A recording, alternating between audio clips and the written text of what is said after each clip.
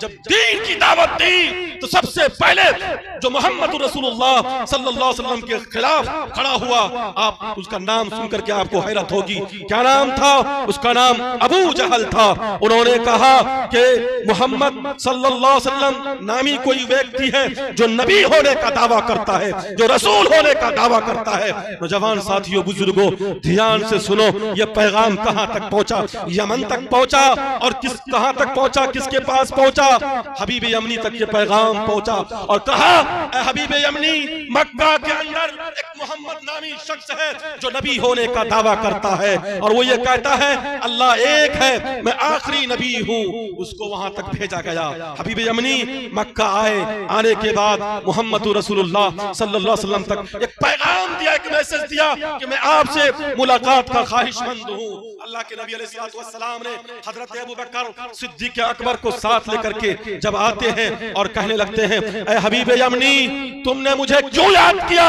कहा कि मैंने सुना है कि आप नबी होने का दावा करते हैं। कहा, मैं आखिरी नबी हूं और मैं अल्लाह का आखिरी मैसेंजर बनकर के इस धरती पर आया हूं। कहा कि आप अगर आखिरी नबी हैं, आपका मौजिजा क्या है? सुनो नौजवानों, अल्लाह के नबी अलैहिस्सलातु वस्सलाम ने मीना के मैदान में लोगों को इकट्ठा किया, जमा किया और कहा, लोगों गवाह रहना, ऐ हबीब यमनी तुम भी गवाह रहना, जो तुम कहोगे वो मैं करके दिखला दूंगा। कहा, हबीब यमनी ने, अभी चांद अपने शबाब पर है, अगर आप हकीकत में अल्लाह के नबी अलैहिस्सलातु वस्सलाम है, चांद के दो टुकड़े कर दीजिए। अल्लाह के नबी अलैहिस्सलातु वस्सलाम ने चांद की जानिब इशारा किया, चांद दो टुकड़े में बढ़ गए।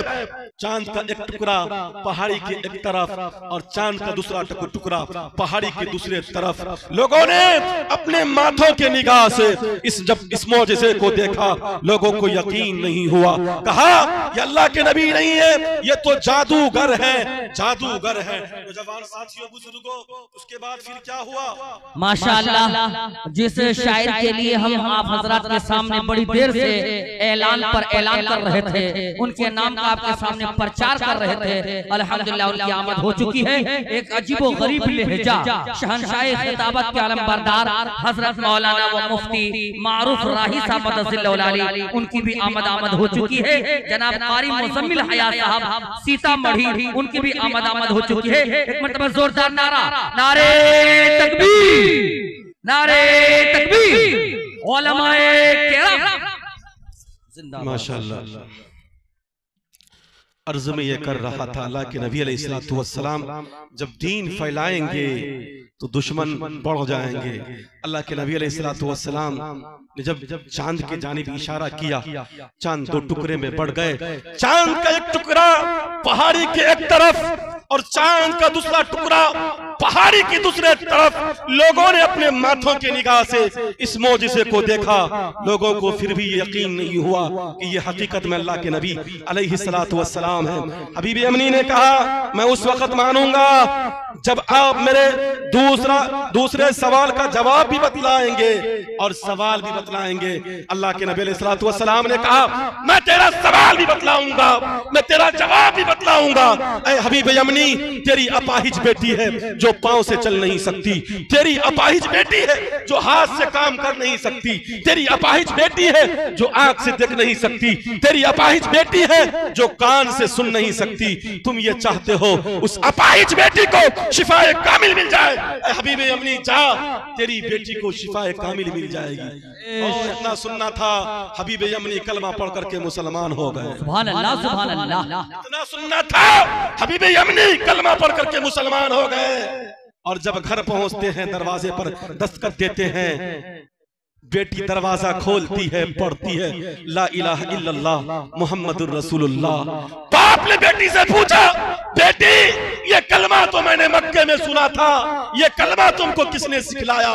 कहा, अब्बू जान, मैं सो रही थी, ख्वाब में एक खूबसूरत चेहरा वाला इंसान मेरे ख्वाब में आकर के कहने लगते हैं कि ए बेटी, तेरा बाप हबीब यमनी मक्का में कलमा पढ़ करके मुसलमान हो गया, तू यहाँ कलमा पढ़ करके मुसलमान हो जा।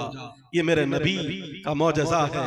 और कहा, कृष्ण अवतारता अनियारत पंतिम पृथ्वी मध्यम अर्न संख्यारतम बलवस सदानम पृथ्वी सदी। आपने हजरत उमर का नाम सुना होगा। नाम सुना है हजरत उमर रजी अल्लाह ताला अन्हु खुलफाए राशिदीन में से। और बेशक माशाअल्लाह हजरत मुफ्ती जैसे ही पता चला कि अमीर हमजा रजी अल्लाह ताला अन्हु ने इस्लाम को कबूल कर लिया, क्या होता है नौजवानों, सुनो, दिल की कानों से सुनो। हजरत उमर तक ये पैगाम पहुंचा कि अमीर हमजा ने इस्लाम को कबूल कर लिया। बेचैनी बढ़ गई, कहने लगे इस्लाम बड़ी तेजी के साथ फैल रहा है, इस्लाम के बढ़ते हुए कदमों को कैसे रोका जाए, इस्लाम के बढ़ते हुए कदमों को कैसे रोका जाए। कहा यह किसी और से नहीं हो सकता, ये हिम्मत, ये जुर्अत उमर ही दिखला सकता है। नाम उमर है, उमर उसकी 26 साल है, हाथ में तलवार लेते हैं, निकलते हैं, कहते हैं आज इस्लाम को मिटा दूंगा, इस्लाम को खत्म कर दूंगा। हाथ में तलवार है, तेवर अच्छे नहीं है, निकलते हैं और कहते हैं कि आज बानी इस्लाम का सर कलम कर दूंगा। साहब ये रसूल से रास्ते में मुलाकात होती है, अभी उसका इस्लाम लाना जाहिर नहीं हुआ था। उसने कहा ए उमर, तुम्हारे तेवर अच्छे नहीं लग रहे हैं, तुम कहाँ जा रहे हो। कहा इस्लाम बड़ी तेजी के साथ फैल रहा है, इस्लाम के बढ़ते हुए कदमों को रोकने के लिए जा रहा हूँ। कहा जिस बानी इस्लाम का तुम सर कलम करने जा रहे हो, तुम्हारी बहन उसी के नाम पर अपनी जान का सौदा कर बैठी। कह दीजिए सुभान अल्लाह, सुभान अल्लाह, सुभान अल्लाह। जान का सौदा कर बैठी है, तुम कहां जा रहे हो उमर। इतना सुनना था, उमर का तेवर और चढ़ा, उल्टे पांव फिर गुस्से के मारे बहन के दरवाजे पर जाकर के वो कहते हैं बहन दरवाजा खोल। बहन समझ गई उमर आ गए, अब मेरी खैरियत नहीं है। हजरत उमर अंदर दाखिल होते हैं, बहन के बाल को पकड़ करके पीटना शुरू करते हैं। बहन पीटती जा रही है, पीटती जा रही है, नबी नबी कहती जा रही है। बहन ने कहा उमर ये सोच रहे थे मेरी बहन मुझसे रहमो करम की भीख मांग रही है। नौजवानों नहीं, बहन भीख नहीं मांग रही थी। बहन ने कहा उमर सुन, अगर तुम उमर इब्ने खत्ताब हो तो मैं फातिमा बिनते खत्ताब हूँ। उमर अगर जुर्अत तुमसे आती है तो जुर्अत मुझसे भी आती है। उमर अगर तेरा इरादा ये है मैं उस वक्त तक पीटता रहूंगा जब तक ये दामन न छोड़ दे, तो मेरा भी इरादा सुन लो कि मैं उस वक्त तक पीटती रहूंगी, लेकिन नबी के दामन को नहीं छोड़ूंगी। सुभान अल्लाह, सुभान अल्लाह, सुभान अल्लाह। सुनना था। उमर सर को नीचे करते हैं और कहते हैं बहन ये जुर्अत तुमको किसने सिखलाया। बहन कहती है अगर मेरे आका अलैहिस्सलातु वस्सलाम की सूरत को सही से देख लेते तुम ये सवाल ही नहीं करते। कहने लगे बहन ये बतला, मेरे आने से पहले जो तू कुरान पढ़ रही थी वो कुरान का नुस्खा तुम मुझे दो, मैं भी कुरान पढ़ूंगा।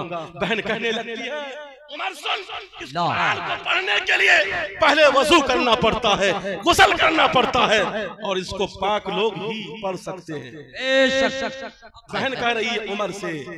हजरत उमर गुस्ल करते हैं, बहन गुस्ल का तरीका बतलाती है।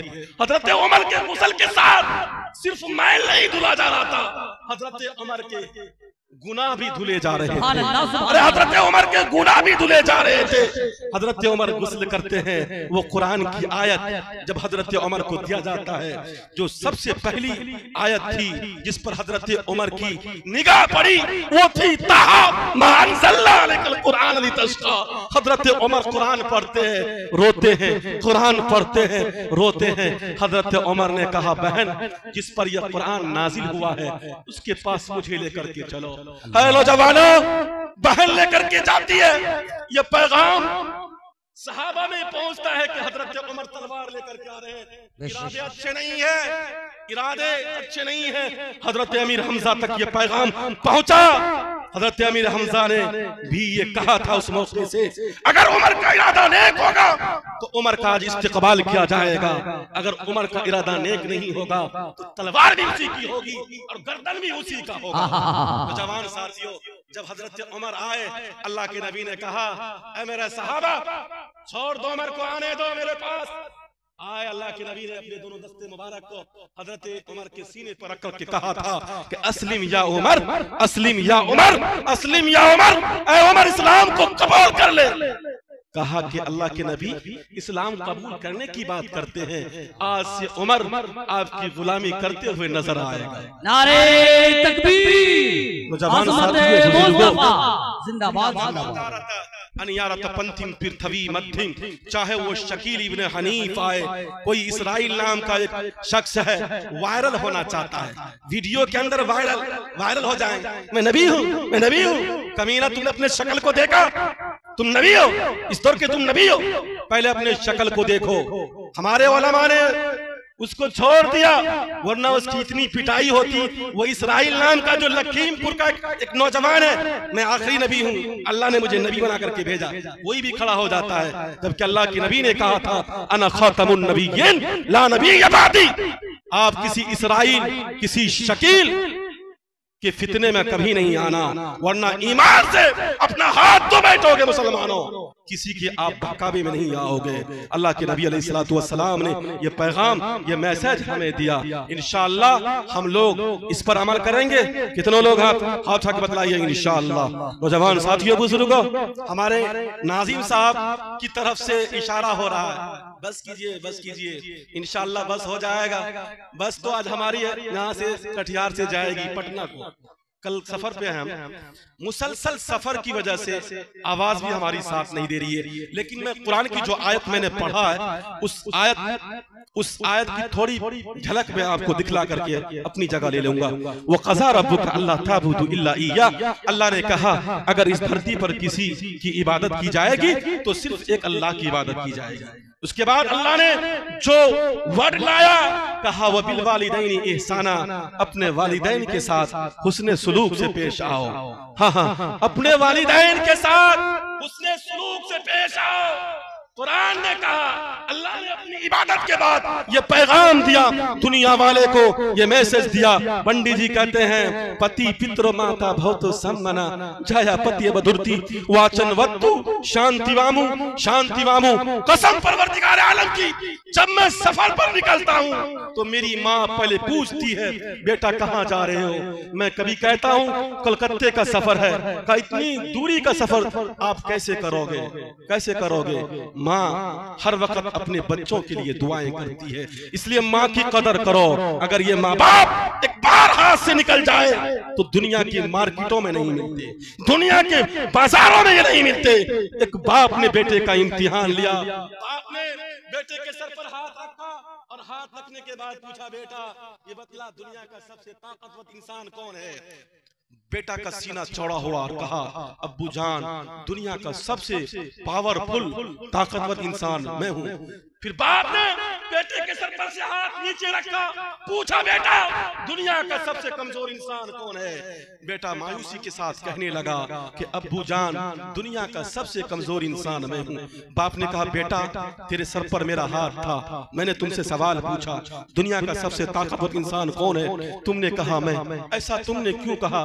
अब्बू जान मैंने इसलिए ऐसा कहा, जब माँ बाप का साया सर पर होता है इंसान सबसे ताकतवर इंसान बन जाता है, और जब माँ बाप का साया सर पर नहीं होता है तो इंसान सबसे कमजोर इंसान बन जाता है। बस मैं मुख्तसर करता हूँ, एक वाकया सुनाता हूँ, उसके बाद मैं अपनी जगह लेता हूँ। सऊदी अरब का वाकया है। नौजवान साथियों, कुरान ने कहा अपने वालिदैन के साथ हुस्ने सुलूक से पेश आओ। उन्होंने इसका मिस्दाक करके दिखलाया। सऊदी अरब के दो भाइयों ने ये करके दिखलाया और दुनिया वाले को मैसेज दिया, पैगाम दिया, अगर तुम्हारे वालिदैन में से कोई जिंदा है तुम भी ऐसी खिदमत करने वाले बन जाओ। दुनिया वाले को उसने पैगाम दिया, मैसेज दिया। सऊदी अरब के अंदर एक जगह है रियाद, जो गालिबन सऊदी अरब की क्या राजधानी है, राजधानी सऊदी अरब की राजधानी रियाद है। उसमें एक मुकद्दमा दर्ज हुआ, और मुकद्दमा क्या था? जज साहब हैरान और परेशान हो गए। जज साहब ने कहा ऐसा मुकद्दमा मेरी जिंदगी में कभी नहीं आया था, आज तक ऐसा मुकद्दमा नहीं आया। मुकदमा क्या था, केस क्या था। अगर फलका में कोई केस दाखिल होता है, हम समझते हैं कि जमीनी मामलात में दो भाइयों का झगड़ा हुआ, हम समझते हैं लड़ाई हुई होगी, इसलिए यहाँ मुकदमा दर्ज हुआ। लेकिन जज साहब ने कहा ऐसा मुकदमा मेरे पास पहली बार आया। जज साहब के पास मुकदमा ये था, छोटे भाई ने बड़े भाई पर मुकदमा ये दर्ज किया था कि जज साहब मेरी एक माँ है और मेरी माँ की उम्र 110 वर्ष की हो गई है और मेरे बड़े भाई हैं उसकी उम्र 70 से 80 साल के दरमियान है और मेरी उम्र 50 से 60 साल के दरमियान है। आज जज साहब मैं ये चाहता हूँ कि अब मेरी माँ को मेरे हवाले कर दिया जाए। मेरे बड़े भाई कमजोर हो चुके हैं, मेरे बड़े भाई वैसी खिदमत अब नहीं कर सकते जैसी खिदमत पहले करते थे। जज साहब मैं ये चाहता हूँ इसको मेरे हवाले कर दो। हाँ नौजवानों सुनो, दिल की कानों से सुनो।